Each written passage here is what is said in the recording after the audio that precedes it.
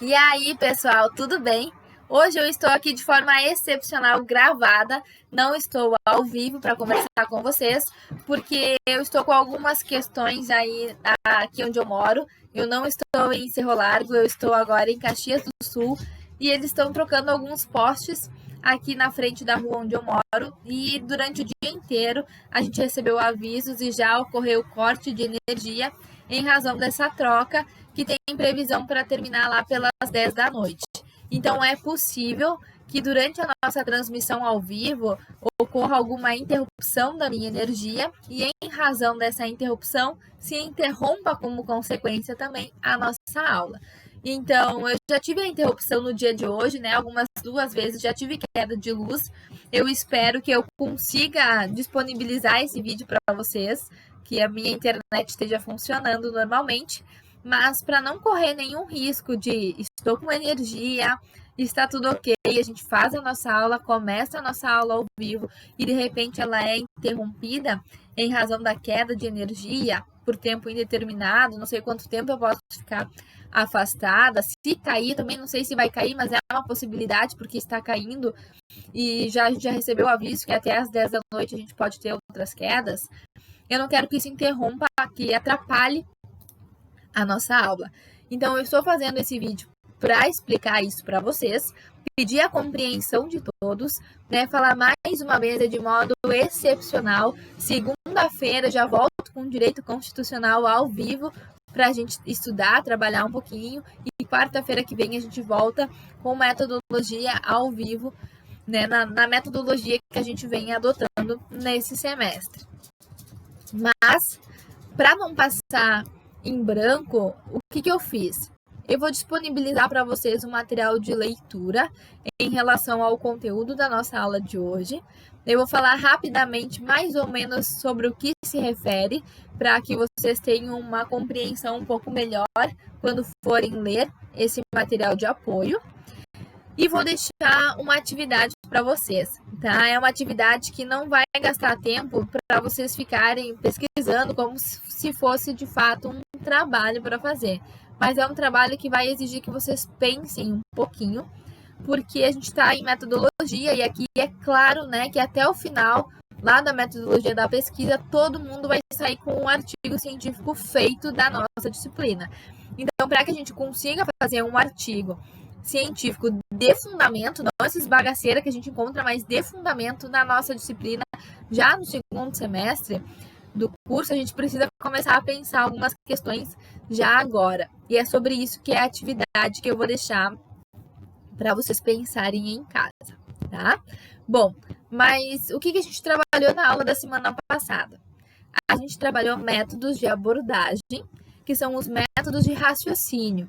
São o modo que o pesquisador vai pensar no momento de elaborar a pesquisa. Então, o método de abordagem ou de raciocínio, que vai estar lá na introdução do artigo de vocês ou do TCC de vocês, vai ser para alertar o leitor. Olha, eu que fiz a pesquisa e eu adotei esse raciocínio. Então, quando você for ler a minha pesquisa, você já vai saber que foi nesse raciocínio que eu me pautei. Então, é importante aí para situar o leitor de que tipo de pensar foi adotado na pesquisa. Mas, além desse método, a gente também tem um método de procedimento, chamado por alguns doutrinadores de métodos auxiliares, que são métodos que vão trabalhar junto com o método de raciocínio, com o método de abordagem. Só que lá na abordagem, a gente fala de um método mais abstrato, né? Um método que está dentro do pensar do pesquisador. Aqui no método de procedimento, a gente fala de um método um pouco mais concreto, não tão abstrato assim, porque agora a gente se refere de fato ao procedimento da pesquisa. Como aquela pesquisa na prática, na hora de ser feita, ela vai ser realizada. Então, aqui a gente fala de um plano um pouco mais concreto, que a gente consegue visualizar na escrita, não só no pensar, de um modo mais abstrato, que vai permear toda a pesquisa de forma indireta, mas de uma forma mais direta, que o leitor, no momento que ele lê, às vezes lendo só o título, já vai conseguir saber o método de procedimento adotado naquela pesquisa, tá? No material de apoio, eu trago alguns desses métodos de procedimento, que são os principais utilizados no campo do direito, das ciências contábeis e da administração, tá? São os principais. Todos os livros trabalham esses 3 métodos de forma conjunta para trabalhar. E aí eu separei alguns para vocês, alguns para conversar hoje e alguns que vocês vão ler, que é o método experimental, o método estatístico, o método histórico, o método comparativo e o método tipológico. São alguns dos vários que existem, né? Inclusive, a gente tem aí pela doutrina esses classificados que a gente vai estudar, né, de forma teórica, mas a gente pode até inventar alguns na nossa pesquisa, né? Juntar alguns. Por exemplo, na minha pesquisa, no primeiro capítulo, eu usei um método de procedimento histórico-cultural. Então, eu misturei o histórico com o método cultural que a gente não trabalha dentro desses campos, a gente não vai encontrar dentro dessas doutrinas. Mas é possível que a gente faça essas mesclagens dependendo do tema que a gente for estudar na nossa dissertação, no nosso TCC ou no nosso artigo, tá? O método de procedimento, assim como o método de abordagem, também vão estar na introdução. Então, na introdução, vocês vão situar o leitor do raciocínio e do procedimento da prática do trabalho de vocês. O método de raciocínio, que é o da semana passada, geralmente é um só para a pesquisa inteira. Vocês vão escolher o indutivo, o dedutivo, ou o hipotético dedutivo, ou o dialógico. É um pensamento que vai permear toda a pesquisa de vocês. No método de procedimento, não. É possível que se tenha um dos métodos, mas é possível que se tenha vários métodos dialogando na pesquisa inteira. E geralmente é assim que acontece, principalmente para TCC. Para TCC a gente tem 3 capítulos, o primeiro, o segundo e o terceiro, e geralmente aquele trabalho que consegue trazer toda a ideia daquela pesquisa é um trabalho que em cada capítulo vai adotar um método de procedimento. Então, lá na introdução, vocês vão falar para o leitor que o método de abordagem de vocês é esse, por exemplo, é o dedutivo, e o método de procedimento no capítulo 1 foi tal, no capítulo 2 foi tal, e no capítulo 3 foi tal. Se casos sejam, não que precise ser, mas se casos sejam diferentes. Que é possível que seja até em razão daquela ideia de interdisciplinariedade que a gente vem trabalhando e aplicando das nossas pesquisas, tá? O método experimental, que vocês vão ler aí no material de apoio, é um método que ele é baseado na experiência, né? Experimental, baseado na experiência. Geralmente é aquele método que serve mais para ciências naturais. É aquele método que o pesquisador vai pôr o objeto dele em observação durante um tempo prolongado, para dessa observação, dessa experiência, ele chegar à verificação de alguns tributos, de algumas qualidades, de algumas conclusões em relação àquele objeto. Então, o experimental não é aquele método que vai para a pesquisa de fato, documental, bibliográfica. Ela é baseada em observação, em experiência.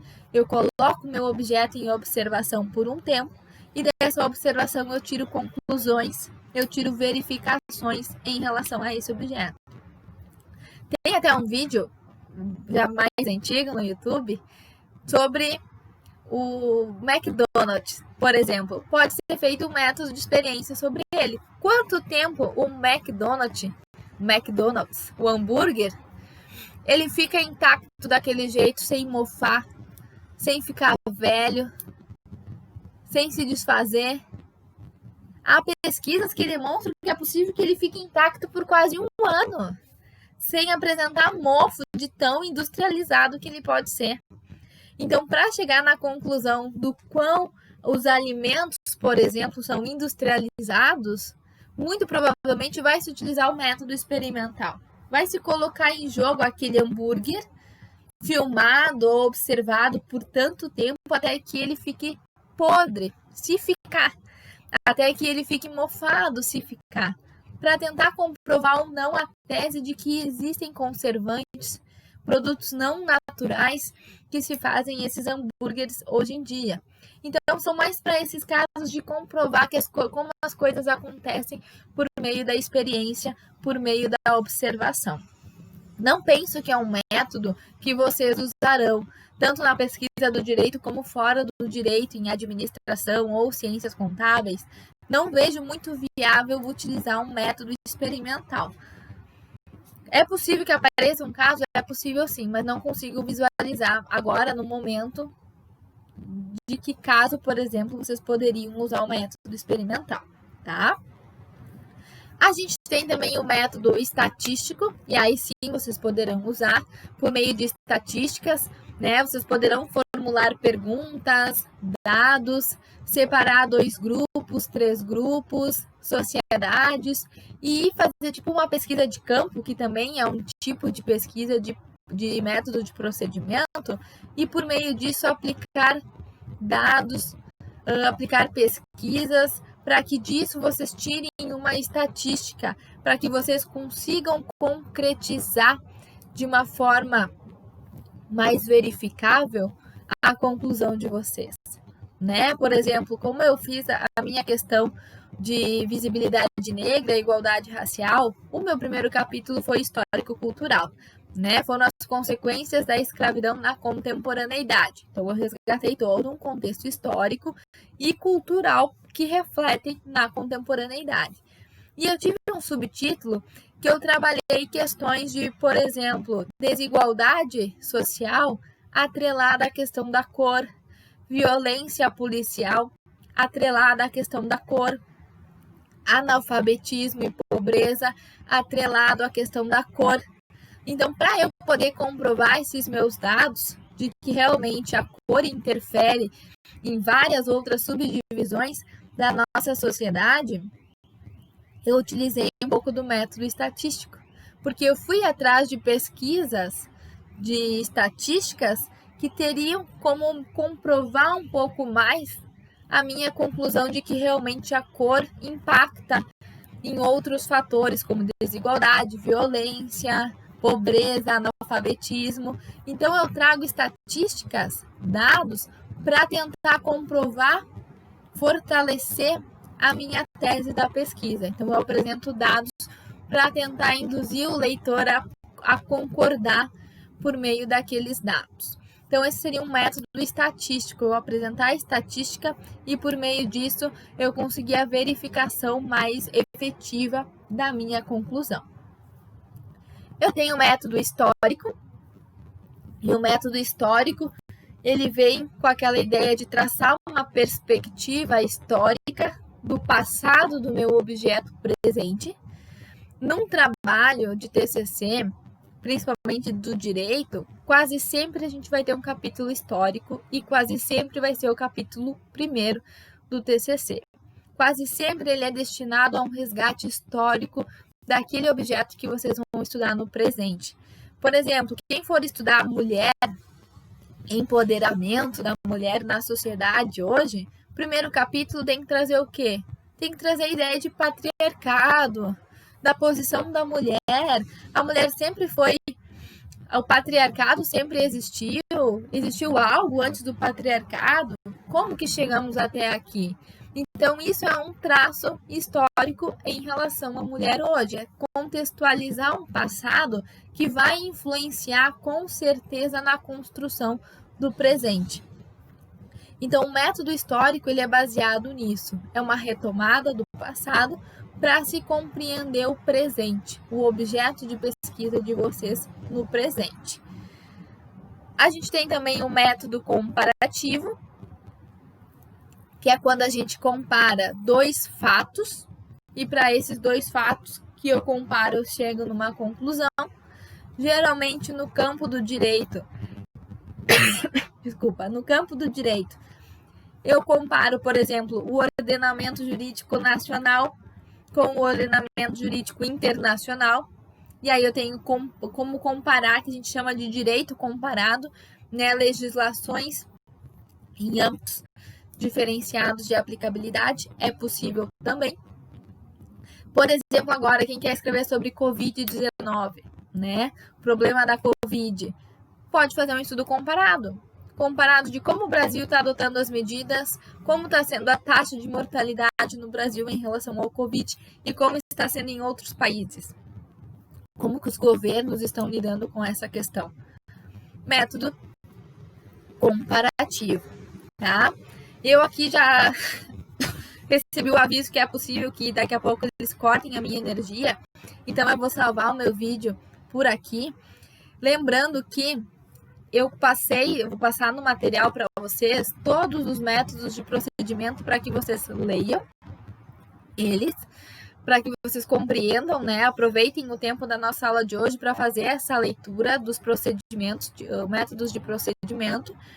Na aula que vem, é claro, né? Não vou deixar vocês só com material escrito, eu vou retomar, eu vou explicar, eu reexplico os que eu já comecei hoje, continuo os que não consegui falar. A gente vai retomar e vai seguir o conteúdo que seria dado na semana que vem normalmente, tá? Vou aproveitar para deixar o tema de casa para vocês, tá? O que eu quero que vocês façam? O que a gente vai falar, é preciso que todos vocês participem da aula da semana que vem, eu preciso ouvi-los, mesmo que não seja por meio do vídeo, eu preciso ouvi-los, que a gente vai dialogar sobre o seguinte: eu quero que cada um de vocês pense nessa semana num tema que gostaria de escrever. Pense que bimestre que vem a gente vai escrever um artigo e vocês precisam de um tema para escrever esse artigo. Então já vão pensando no que chama a atenção de vocês, qual é o problema que existe que chama a atenção de vocês e que vocês querem pesquisar. Então pensem num tema e tentem aplicar que método de abordagem eu, pesquisador, vou utilizar nesse tema, que tipo de método se encaixa nesse tema e que tipo de método de procedimento eu posso utilizar para destrinchar esse meu trabalho em 3 partes, para destrinchar esse meu artigo em 3 partes. Então, é isso que eu quero que vocês façam, e façam porque eu vou pedir para cada um de vocês o tema que vocês querem pesquisar. Não precisa o tema do TCC já, porque vocês, a maioria, está no 2º semestre. Mas o tema do artigo que a gente vai fazer em conjunto no bimestre que vem. Então, pensem num tema, tentem adotar um método de abordagem a ele e um método de procedimento a ele, que pode ser mais que um. Pode ser destrinchado aí em 3 capítulos diferentes dentro do artigo, tá? Me mandem escrito, mas a gente conversa sobre isso na semana que vem. Um grande beijo para cada um e para cada uma de vocês, e a gente se encontra ao vivo segunda e quarta-feira que vem, normalmente.